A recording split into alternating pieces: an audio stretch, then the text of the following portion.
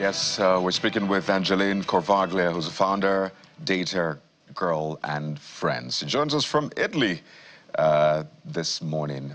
Well, there's a number of things I want to speak to. The Inter Milan match against Barcelona. Maybe that's not something that you had time for, but I'm sure there's a lot of celebration, right? Yeah, my husband is a fan of Inter Milan, so I know that they won, but honestly, I don't know more. I'm going to watch the final, of course.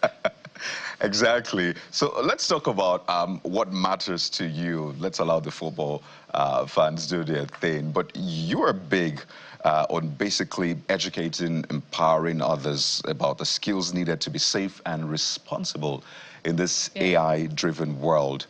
I don't know how much of a job staring at you or you're staring at how intense it is, the magnitude of it. So maybe you can walk us through the magnitude of the job you have at hand, or at least that we have on our hands globally.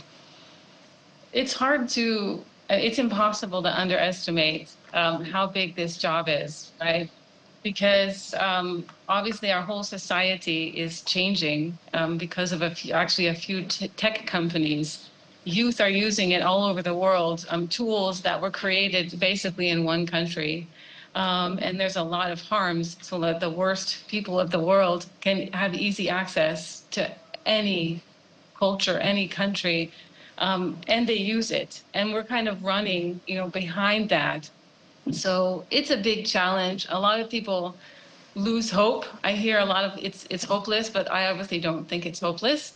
I'll keep trying until the bitter end with a lot of wonderful partners, especially in Nigeria, some really wonderful people and energy that I felt.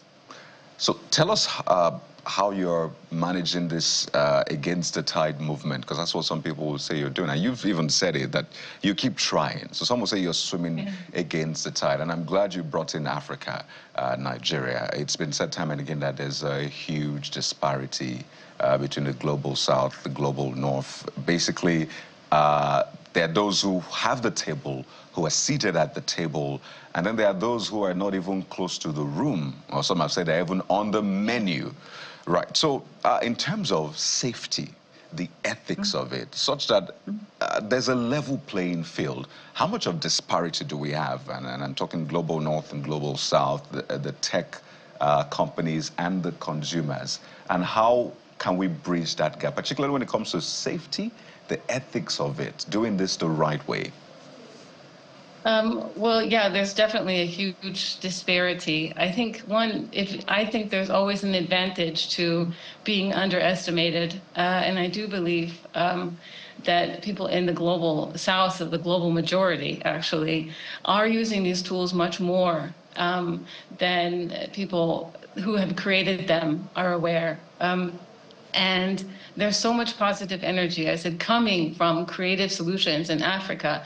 The problem is that a lot of African languages aren't included, the African ways of life, of culture are not there. I was speaking to someone from Kenya yesterday who's a data labeler who had a big part in training the AI. And she's like, I had to train it according to a different culture. It wasn't my culture. I had to do it. And now she sees the impact and the people, the youth around her. And it's a sad thing. As an American, I've lived outside of America for 30 years, and I've seen the American culture. I was surprised from the beginning how much the American culture is around the world already 30 years ago. And I'm really big on making sure that people don't lose that. So, I mean, their own cultures, and a solution is simply to make sure that the tools that we use, that we insist on my reality, my culture, my language is there. And not think just because something is big and they have the biggest marketing and the most well-known means that it's the best. It's obviously not something easy to achieve, but I think it's very important. And I also believe that these large companies will also figure it out eventually, right? Because AI is only as good as it is useful for everyone who uses it.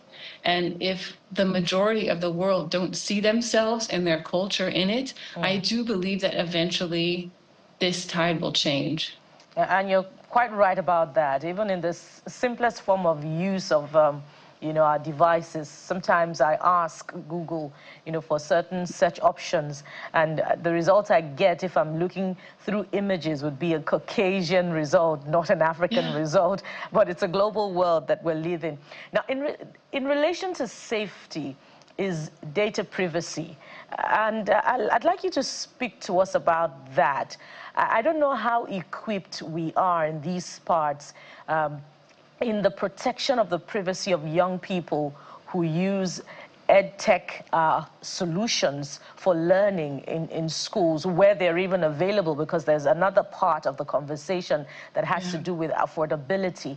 So sometimes we hear about devices that you're watching and is watching you, and there's some form of recording, going on that can be used against you without you even knowing.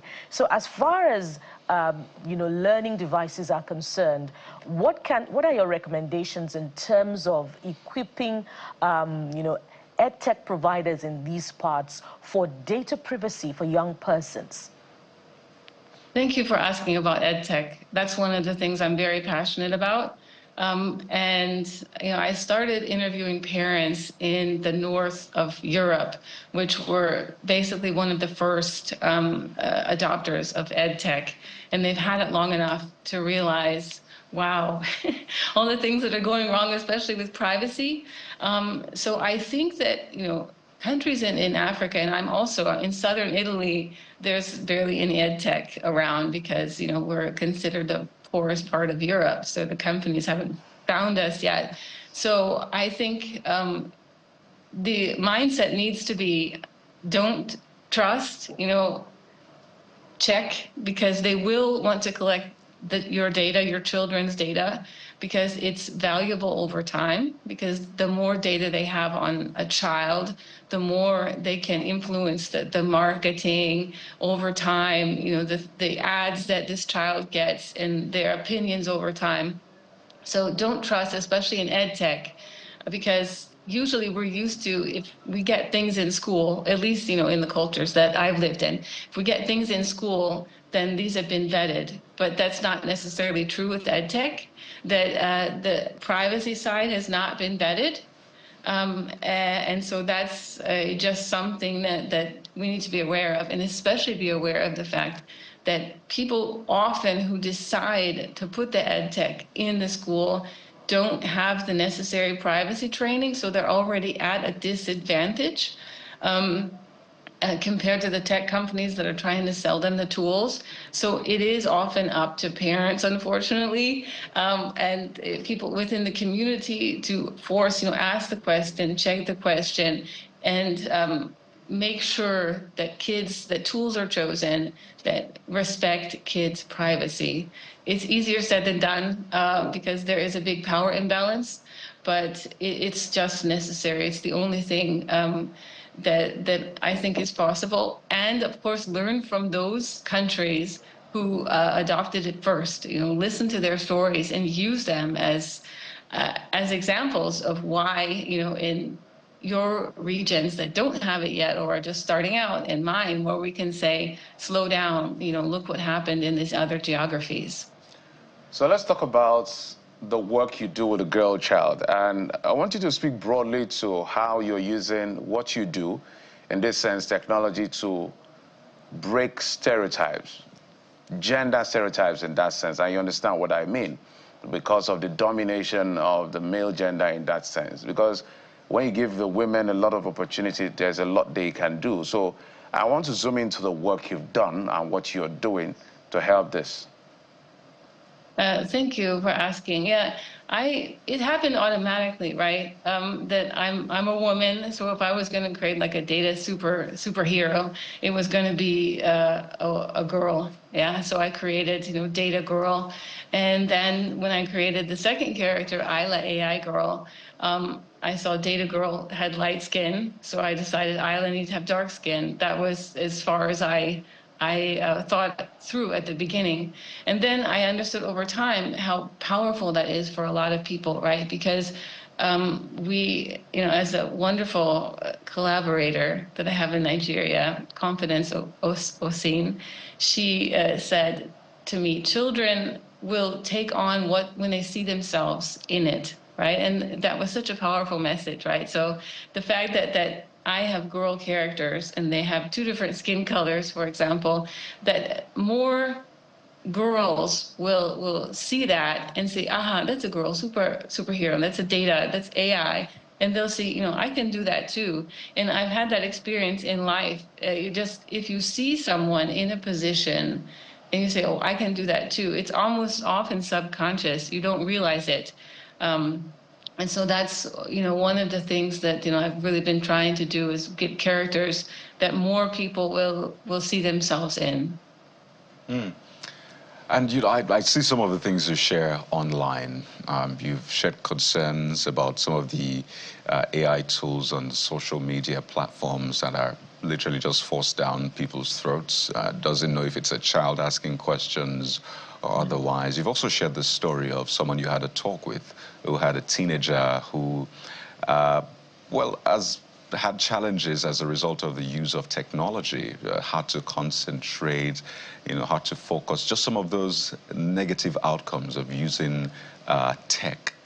So there are a lot of parents who are dealing with these issues right now, and they're wondering, what do? We can't do cold turkey. We don't want to ostracize our children from technology, but obviously we don't want to just give them everything. So from your own experience, from the work you're doing with parents, research, is there a way to balance these things to get the very best results for our children? Okay, what I'm about to say is easier said than done. So it's a midterm thing. And the children need to have a seat at the table, right? Because a lot of the issues that I've seen that parents have is that they want to use the traditional parenting approach of kind of control. And with tech, it doesn't work, often because tech tools are actually created with loopholes, and the kids are really good at finding them, first of all. And second of all, even if, for example, I wouldn't give my child any phone or tablet or computer, anything, she's going to go to friends or even at school, as we previously mentioned, and get it. So having a seat at the table, having conversations, that's what my materials are about, right? If you have a relationship of trust and you can explain, I understand, everyone is using this, but there's a risk there and you need to believe me, you need to understand it, you need to talk it through. If something goes wrong, you need to trust that that you can come to me and I won't judge you. So this is, for me, the most effective way is building like a trust, and also as parents to understand that they can teach us things too. And that's really important because they have a whole different level of experience with technology.